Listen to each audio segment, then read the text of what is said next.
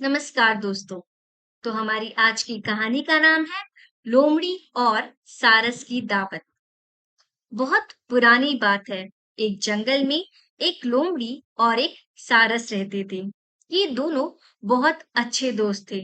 सारस रोजाना लोमड़ी को तालाब से मछली पकड़कर खाने के लिए देता था। इस प्रकार दोनों की दोस्ती बहुत ही गहरी होती चली गई। सारस बहुत सीधा साधा था, लेकिन लोमड़ी बहुत शैतान और चालाक थी।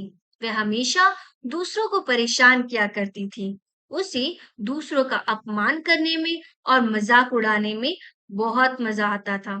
एक दिन उसने सोचा कि क्यों ना एक बार सारस का भी अपमान किया जाए और उसका मजाक उड़ाया जाए। ऐसा सोचकर उसने सारस को दावत पर बुलाया। उसने जानबूझकर सूप एक प्लेट में परोसा। उसे पता था कि सारस प्लेट में से सूप को नहीं पी सकता। उसे सूप ना पीता देख लोमड़ी मन ही मन बहुत खुश हुई और झूठी चिंता दिखाते हुए सारस से पूछने लगी, क्या बात है मित्र? सूप पसंद नहीं आया क्या? सारस बोला, नहीं मित्र, यह तो बहुत स्वादिष्ट है। सारस ने जब देखा कि सूप को प्लेट में परोसा गया है और लोमड़ी जानबूझकर उससे सवाल कर रही है, तो वह सब समझ गया, लेकिन कुछ नहीं बोला। उस दिन सारस को अपमान सहने के साथ ही भूखा भी रहना पड़ा। लेकिन जाते जाते सारस ने भी उसे अपने यहाँ दावत पर बुलाया और लोमड़ी दूसरे ही दिन सारस के घर दावत पर पहुंच गई।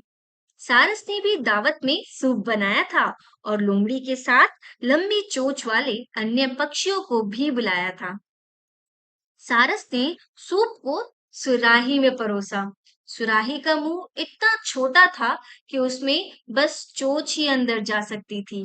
लोमड़ी पूरा टाइम सुराही और अन्य सभी पक्षियों को सूप पीते देखती रही।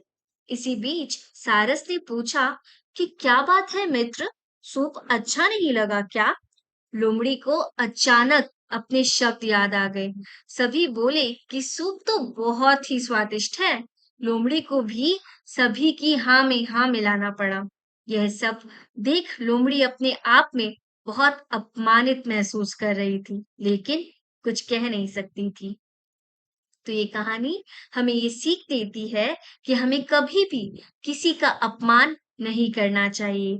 हम जैसा दूसरों के साथ करते हैं, वैसा ही हमारे साथ भी होता है। धन्यवाद दोस्तों।